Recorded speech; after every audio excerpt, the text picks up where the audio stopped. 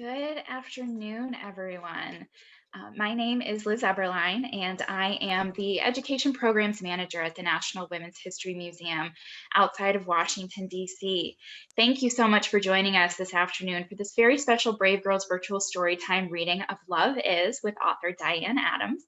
For those of you who are with us for the very first time, welcome. For those of you who have attended a Brave Girls program or one of our other virtual programs before, welcome back. We thank you for taking time out of your Wednesday to be with us this afternoon.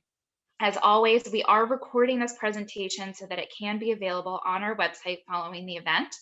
Diane will be answering questions at the end of her reading. So if you or your little one would like to ask a question, please use the Q&A function on the toolbar at the bottom of your screen. You may ask your question at any time during the presentation, but they won't be answered until the end of the presentation.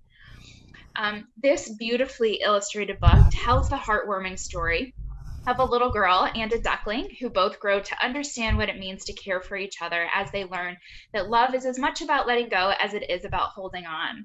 Author Diane Adams is a retired professor of children's literature and expository writing at California State University, San Bernardino. Featured in the Washington Post, recipient of Amazon Book of the Year in 2017, and translated into Dutch, Korean, Japanese, French, Canadian, Arabic, and Chinese, Diane Adams's work is beloved by readers around the world. Adams has published 2 books with Chronicle Books, Love Is and 2 Hands to Love You, 3 titles with Peachtree Publishers, Zoom, I Can Do It Myself, and I Want to Help, and 6 board books with Viking. The first 2 books in her latest series were just released, Baseball Baby and Bebe Baseball. Diane has also illustrated a book for the National Wildlife Refuge entitled A Home for Salty. In her free time, Diane loves to paint, hike, bike, do yoga, and take her dogs Pumpkin and Ginger for walks. And she also loves traveling to attend writers' conferences, see Broadway shows, and to meet up with her friends across the country. It is my very great pleasure to have her with us for today's Brave Girls Virtual Storytime presentation. Please welcome Diane Adams. Diane? Hi, Liz. Thank you so much for having me. It is a pleasure to be here with you today and share my story, Love Is. It is based on a true story of finding ducklings, raising them, and then realizing, oh my gosh, what do we do? They're so big. And there's even a photo of me that I did not send to Liz on purpose, following them around our backyard. I look so silly. But I'm so honored to get to share with you and with brave girls everywhere. So thank you for having me, Liz. I appreciate it. Thank you.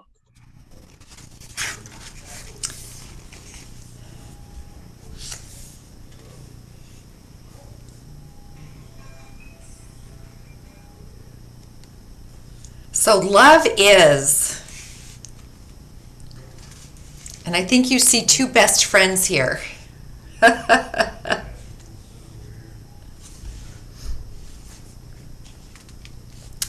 Love is holding something fragile, tiny wings and downy head. And Liz, if you'll hold it here for a minute, you can see the duckling following a butterfly out of the park. So it is separated from its family. And this little girl finds it and rescues it.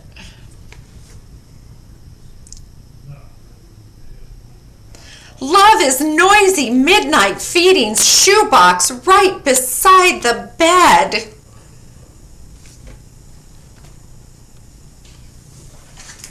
It's peaceful sleeping, no more peeping, tucked in tightly head to toes. Love is waking up together, side by side and beak to nose.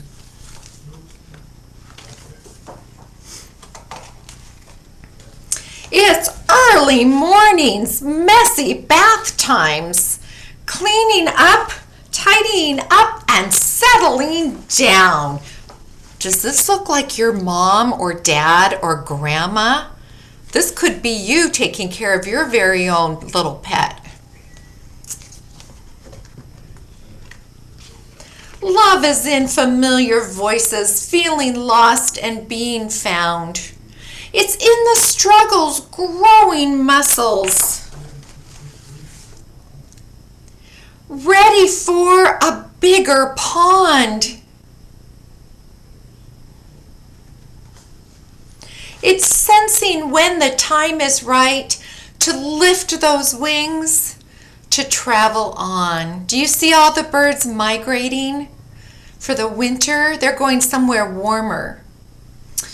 Oh, love is nudging, gently tugging, coaxing baby from the nest. It's getting to the edge and hoping, letting nature do the rest. Love is missing, reminiscing, and reminiscing's a big word, and reminiscing kind of means the same thing as missing. So love is missing, reminiscing, wishing things could stay the same. It's understanding even ducklings, like the season, have to change. And love is also watching, waving, wondering if love remembers you, and knowing in a happy instant that love has lasted and grown some too. I think that her baby duckling grew up and had baby ducklings of her own and brought them back for a little visit. So I hope you liked that story of a little girl taking in something that's a little bit weaker than she is, that needs a little bit of help. And when she gives that baby love and compassion, look how fantastically it grows up. So thank you for listening to my story, and I understand you might have some questions for me, and I'd be happy to answer them. We do have questions. And first, I would just like to say we apologize. We did have an ASL interpreter scheduled for today. We're having some technical difficulties, so I do apologize for that. But I did want you to know that we were working on it. I know we missed the reading, but we're working on it. So please stand by as we work through those technical difficulties. But we do have some questions for you. And Miss Erickson, I just want to say thank you so much. She is a teacher and she attends all of our Brave Girls Virtual Storytimes, and she has such wonderful questions from her class always. And one of the questions is from Samantha in her class, and she is asking, what inspired you to write this book? Hi, Samantha. It's nice to meet you, and thank you for watching. I wrote this book because for Easter, we did get some ducklings from my grandmother, which didn't really go over well with my parents, but I learned how to love them. We also had pigeons and bunnies and turtles. I grew up on almost like a farm, and so the ducklings fit right in. And that, I was looking back through old pictures, just like you guys can do someday when you're older, and I said, oh my gosh, wouldn't this be a fun story? So that's how I started it, and I wrote it in rhyme, which is my favorite way to write. And does the little girl have a name? I have a name for her, but I call her Claire, and you notice the illustrator who actually was part of the movie Frozen. She helped illustrate the movie Frozen. Her dad works at Walt Disney Studios, and her grandfather did the Family Circus comic strip. And to me, the girl looks like a Claire. So that's what I call her in my mind. Yes. But I think there's also something beautiful here too, because it's open to interpretation, right? Exactly. She doesn't have a name. It could be anybody. It could be you. It could be me. It could be Samantha. Exactly. How many books have you written? I know we were talking a little bit before everybody joined, and you've been doing this for a while, but how many books have you done like this? So I have written probably 100 books, and I have a dozen books out. So here's the deal, as in life, Your books don't always get sold, but if you don't write these books that don't get sold, you'll never write a book that does get sold. And so you've got to write because you love it, or draw because you love it, or roller skate because you love it. I write because that's my love in life. And so I get a lot of rejection letters that say, no thanks, we don't want your book. And what I do is I take a walk and I eat a Hershey bar with almond. Now, you all should eat healthy food, but I'm older, so I get to do that. And that makes me not so sad. And then I go back and almost right away I sit down and start working on another book. It's a competitive business, so maybe a company publishes 10 to 15 books a year and they get about 100,000 submissions. So just to get published, I've been published, it seems like every couple years, is a win for me. So those rejections don't, hold me back in life. You have to fail in order to succeed. So it's a helpful almost motto to have.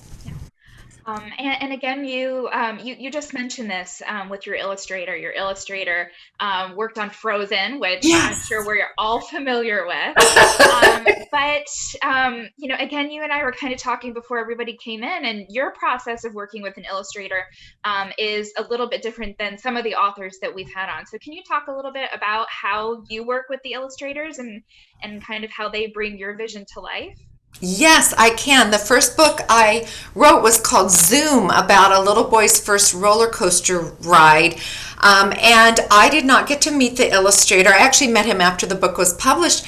But the company, so Chronicle and Peachtree and Viking, they buy my book.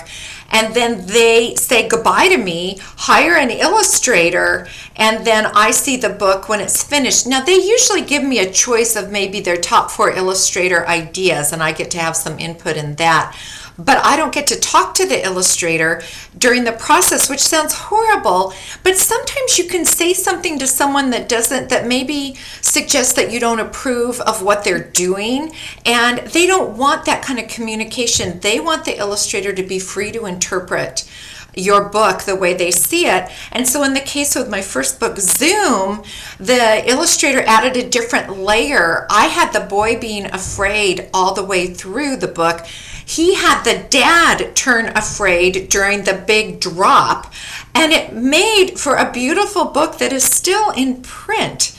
And so for a book to be in print for 20 years is a miracle. So I'm so grateful to Kevin Luthark for doing that. But there is a reason that you usually don't work with your illustrator. They are allowed to have their own process with the story. Do you have a favorite book that you've written? They're all my babies. This is really hard for me. They're all my babies. So Zoom is probably my most fun book to read because you get to yell in it, and I tend to be a hyper personality. And when they go down the roller coaster, we throw our arms up and yell, ah! So that's one of my most fun to read. Love Is makes me cry sometimes, so that's also a favorite. So it's hard to pick between babies. I can understand that for sure. And was there a moment that you woke up one morning and said, aha, I want to be a writer? Or was it kind of a gradual process for you? I was probably I was 3, 4, 5 years old, and I started writing poetry, and it was awful. My mom saved it for me. And then I wrote a little bit in college, and I walked away, and I read children's books to my son as he was growing up. And then he grew up, was in junior high, and I realized I couldn't live without children's books. So I started writing them thinking I'd be published the next day because it's so easy. Well, 4 years later and hundreds of rejections later, I finally sold my first book, and then the passion just grew. I knew I had to do it. So even if I don't sell, I'm always writing something down, and I find ideas when I'm driving my car or vacuuming, and I have to pull over or set things down and start writing the idea out. So usually it's when I'm doing something very routine that the ideas come to me. But it was not a passion in my life until I was 40, which means I'm 41 now for all you children out there. Well, it's interesting. You just mentioned something about rejection, Yeah. and that is kind of part of the process of being a writer. You have these ideas, and somebody else doesn't think that they're quite the same that you think.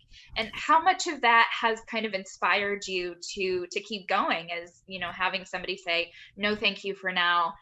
But kind of driven you to keep going and make new ideas and new books. Quite a bit. I think talking to other writers who faced rejection, you realize it is the personal editor's view of your work, and that there may be someone else out there that would like your work, but it also makes me try harder. If it's not good enough, then I don't want it out there published. So I will try harder, and try to write better and try to find the exact specific words that need to be in the story. But people say what a nice person I am, but I do have a deep down stubborn streak. And so if I get a rejection letter, you can bet that pretty quickly after my walk and my candy bar, I'm sitting down and writing another story. No, I will tell you, I do not write every day. I get distracted and I go off and do other things, because I think it is such a competitive business. If I didn't do other things that were fun, like walking the dogs, playing golf, playing tennis or pickleball, that just that one focus might not be real healthy for me. But I can find stories in everything I do, and that's what I would say to the children who are watching. Find stories in everything you do, even your brothers and sisters and parents and pets. There are a lot of great stories out there that you just write down. Is there anything that you're working on right now? I am, and I've got it in with Chronicle, and it's been 3 weeks, and I haven't heard back. And it's about a little girl and a horse. And here's the deal, and also for you teacher and parent writers out there, the longer you don't hear back, the better your luck is. If they look at it and don't like it right away, okay. So waiting actually has turned into a positive thing for me. Oh my gosh, it may go to a marketing meeting. This may turn out really well. And actually with Viking, we're doing a sports series. I have another book in the sports series out with them, and I'm waiting to hear from them. So just fingers, yes, thank you, yes. Yes. So we have a few more questions about the book itself, and we have a lot of interest in the duck. I love that. I'm looking at the duck right now. I love that duck. Yeah. And I'm going to kind of combine these two questions. But first, why did you put a duck in your book? Okay. And why did she not return the young duck in the beginning of the story? For me, it was really the childhood experience. My ducks were named Egbert and Edie. I don't know why. I can't tell you, but that Great was. names, though. I know. And what I felt like with the little girl is I wanted her to stay close to home. I didn't want her to wander into the park on her own, and you can see her sitting on her step with the duck. And I also felt like her mom had so many ducklings following her that she didn't realize, and this is my thought process, that she didn't realize one was gone.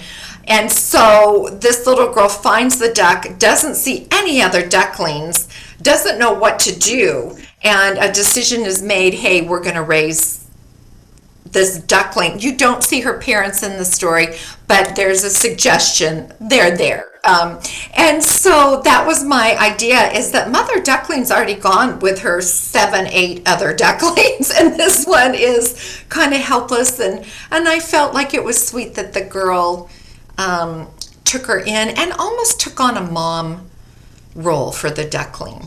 So, yeah. So I have kind of one final question to ask, and I love this question to kind of tie everything together and leave us on a note. But Miss Erickson is asking, what advice or writing prompts do you have for the kids who are watching you today, who might want to be an author or who have stories that they have in their head? I love this question, and by the way, I've loved all the questions. They have made me think, and I love that. I have not heard these questions before, so really brilliant questions. Thank you. I would say for writing prompt, you just want to sit down and write. For writing prompts, take an object that is near you and write a poem about it. So I have my cell phone near me. I may write a poem about how much I love my cell phone. Or you've read Love Is, write a story about an animal that's special to you, or write down my story. You can write Love Is and fill in what love is means to you. My big thing is read a lot of children's books and take the rhythm, and I'm not kidding, even copying the rhythm down onto a yellow pad. Copy that rhythm so you understand what rhythm feels like. So it's cheating at first until you get your own sense of rhythm in the way you write. But a lot of props, ideas, eavesdrop on people. Listen to their conversations and take a piece of dialogue and write a story about that. So lots of good ways. Can I just say for the adults, there's a group called scbwi.org, SCBWI, Society of Children's Book Writers and Illustrators.org. They have everything you need to start writing: conferences, editors, publishers, agents, and that's how I got started. Met my agent, met my publishers, really supportive group. I hope that helps. And I think some of our students might be using some of those writing, some of those ideas during their writing workshop today. Oh, that's great. We're already going to have some of this put into practice. Awesome. That website that you just mentioned, can you say that again? Or you have access to the chat. If you could put that into the chat for our audience as well, so that we know. If you say yes. it again, you can type it. It is scbwi.org.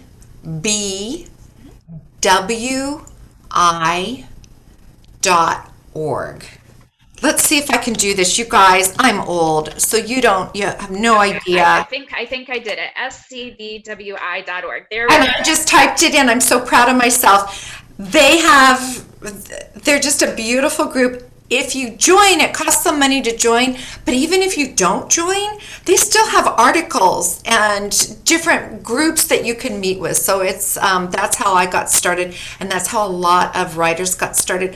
One more thing, illustrate your writing. I illustrated one book. It was really hard, but illustrate your writing. I think it brings out deeper levels of your writing, and you may find something to jump off from there too, if you want to. Yeah. Such great advice. And I want to thank you again so much for being here with us today, for sharing this beautiful story and talking to us a little bit about how you write and kind of what your process is and how you've gotten to be where you are today. I do want to remind everybody that we are recording this presentation. It will be available on our website sometime this week. So if you know somebody who is not able to join us today who would like to see this program, it will be up on our website in the next few days. And as always, if you enjoyed today's program, we do all sorts of other virtual programs. Please join the National Women's History Museum for other upcoming programs. This Sunday, May 13th at 3 p.m. Eastern Time, as part of our Sundays at Home programming, we will present a guest curated walkthrough of one of our popular online exhibits in honor of Military Appreciation Month, the Women's Army Corps Female Soldiers in World War II. And if you enjoyed today's reading, we will feature another Brave Girls Virtual Storytime on Wednesday, May 26th. When illustrator Elisa Paganelli and author Suzanne Slade will both be with us to read their book, June Almeida, Virus Detective. As always, these events are free to attend. Advanced registration for all NWHM programs is required, and you can find more information at womenshistory.org. But Diane, I just want to thank you so very much for thank you, Liz. Taking the time to be with us, taking the time to answer all of these questions, and reading this beautiful story and sharing the illustrations with us. We so appreciate your time. And to everybody who joined us today, thank you for your wonderful questions. And we hope to, as my cat has joined the video call. Thank you so much for being with us, and we hope to see you at a program again with us very soon. So thank you so very much. Have a wonderful day. Thank you.